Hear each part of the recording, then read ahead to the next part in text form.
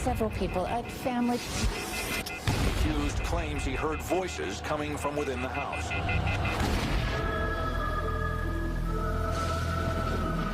Na noite do dia 13 de novembro de 1974, Ronald Butch, de 24 anos, entrou freneticamente pela porta do Henry's Bar, na pacata cidade de Amityville. Ao chegar no pequeno bar, Ronald disse que alguém havia baleado seus pais. Ele convenceu os frequentadores do estabelecimento a acompanhá-lo de volta à sua casa. Ao chegarem no número 112 da Ocean Avenue, se depararam com uma cena terrível. 6 pessoas mortas a tiros, de braços e com as mãos na cabeça. As 6 vítimas foram identificadas como a família de Ronald Duffield. Após ser interrogado durante horas pela polícia de Amityville, Ronald Duffield mudou sua história inicial, afirmando que a máfia estaria envolvida nos assassinatos, e por fim confessou ter matado sua família. Em seu julgamento, Duffield alegou que na noite dos crimes, ele teria ouvido vozes que o obrigaram a cometê-los. A certa altura do julgamento, declarou: "Sempre que olhava ao meu redor, não via ninguém, então deve ter sido Deus que falava comigo." Duffield foi condenado a 6 penas de prisão perpétua consecutivas na penitenciária Greenhaven, em Nova York. Sua liberdade condicional foi negada em 1999. No dia 18 de dezembro de 1975, mais de um ano após os assassinatos da família Duffield, o jovem casal George Catilutz mudou-se para a casa no número 112 da Ocean Avenue com seus filhos Daniel, de 9 anos, Christopher, de 7 e Missy, de 5. Depois de 28 dias, a família Lutz abandonou a casa, alegando que ela era assombrada.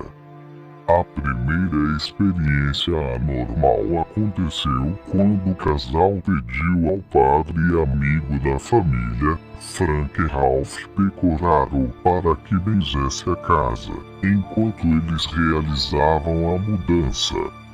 Ao andar pela casa, o padre teria ouvido uma grave voz masculina que dizia: "Saiam daqui."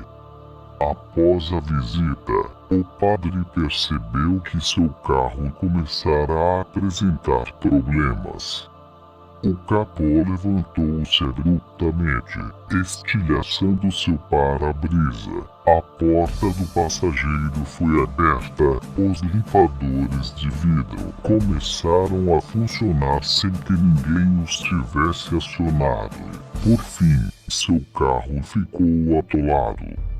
Tempos depois, acontecimentos paranormais semelhantes começaram a acontecer na casa, como portas e janelas que abriam e fechavam abruptamente, vasos sanitários escurecidos, crucifixos que viravam de cabeça para baixo, enxames de moscas que surgiam sem motivo aparente, e o lodo esverdeado que vertia dos tetos e fechaduras das portas.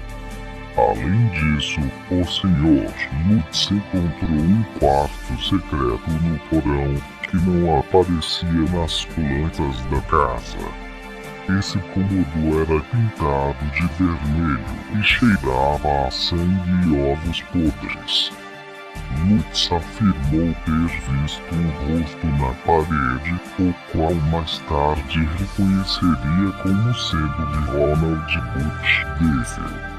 Enquanto moravam na casa, a senhora Lutz declarou que sentia mãos invisíveis a agarrando e que, numa certa manhã, teria acordado coberta de vergões, como se tivesse sido queimada com ferro quente. O casal declarou ter notado mudanças drásticas na personalidade um do outro e na de seus filhos enquanto viviam na casa. Além disso, a família Lutz afirmou ter visto diversas aparições pela casa, incluindo a de uma pessoa que usava um capuz branco e estava ferida a bala, que assombrava a sala, e a de um porco gigante de olhos vermelhos ofuscantes que aparecia do lado de fora das janelas para espiar o que acontecia dentro da casa. A pequena Lutz costumava dizer à sua família que o porco era o seu amigo Jodier. Que tipo de força sobrenatural poderia influenciar um homem a assassinar sua família e fazer com que o jovem casal abandonasse sua casa dos sonhos? Melhor ainda, por que faria isso? Uma das lendas conta que havia uma tribo indígena no local que se tornou a cidade de Amityville. Dizem que o local onde a casa número 112 da Oceana Avenue foi construída havia sido usado como uma espécie de isolamento onde membros da tribo que estivessem doentes ou loucos eram mantidos à mercê da própria morte. Segundo essa crença, os fenômenos estariam relacionados aos espíritos dos indígenas que vagam pelo local.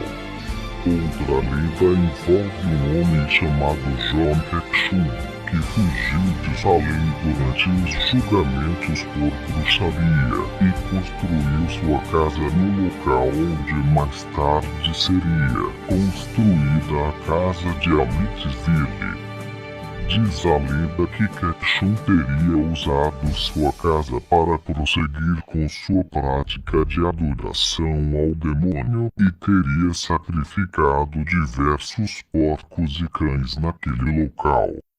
De acordo com essa lenda, Ketchum teria aberto uma porta para o inferno que nunca mais teria sido fechada, deixando o caminho livre para que demônios fizessem a travessia para o nosso mundo. É claro que existem muitas outras lendas e histórias de que a casa teria sido construída sob um cemitério abandonado e rumores de uma maldição feita por um antigo morador de Amityville, enforcado injustamente. O lado cético. Enquanto muitos acreditam nos acontecimentos sobrenaturais ocorridos no número 112 da Oceana Avenue, outros insistem que tudo não passou de uma inteligente encenação. Existem contradições em relação ao período em que a família Lutz permaneceu na casa. O livro diz que foram 28 dias, enquanto os vizinhos afirmam terem sido menos de 10. Céticos afirmam que a família Lutz abandonou a casa para se livrar da hipoteca após a falência de seus negócios.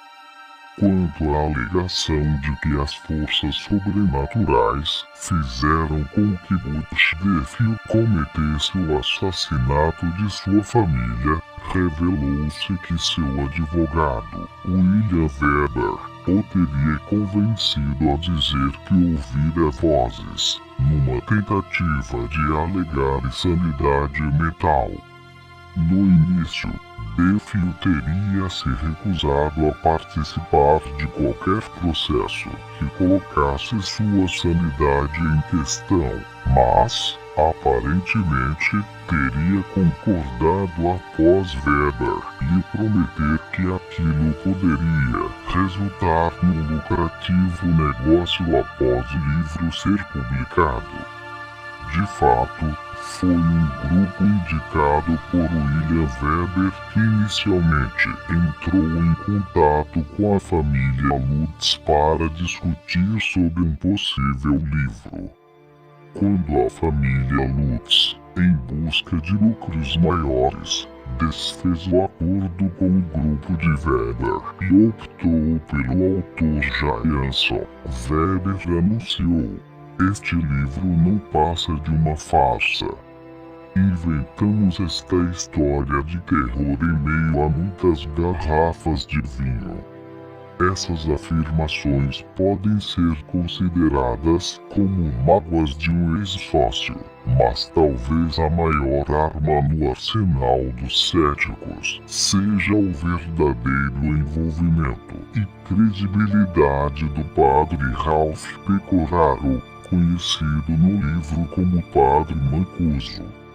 Existem muitas contradições entre o que foi relatado no livro de Jansson e o que foi dito por George Lutz no processo civil contra William Weber.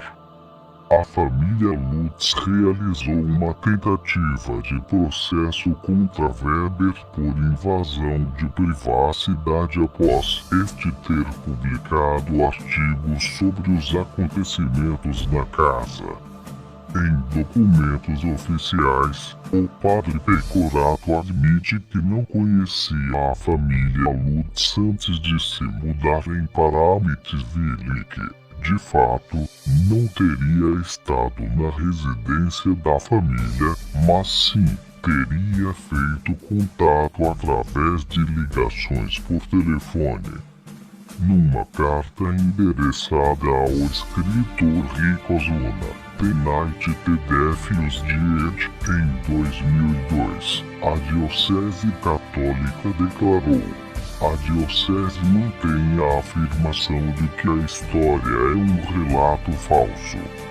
Em novembro de 1977, advogados da Diocese prepararam uma lista substancial que seria enviada à editora, que publicara horror em Amityville de numerosas imprecisões, referências incorretas e falsas declarações relativas aos eventos, de pessoas e acontecimentos que nunca aconteceram.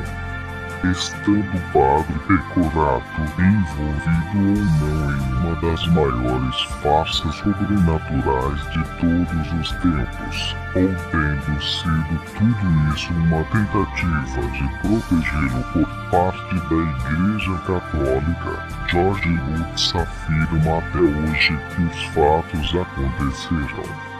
E, pelo incontestável sucesso de qualquer coisa relacionada ao horror em Amityville, muitos estão dispostos a acreditar nele.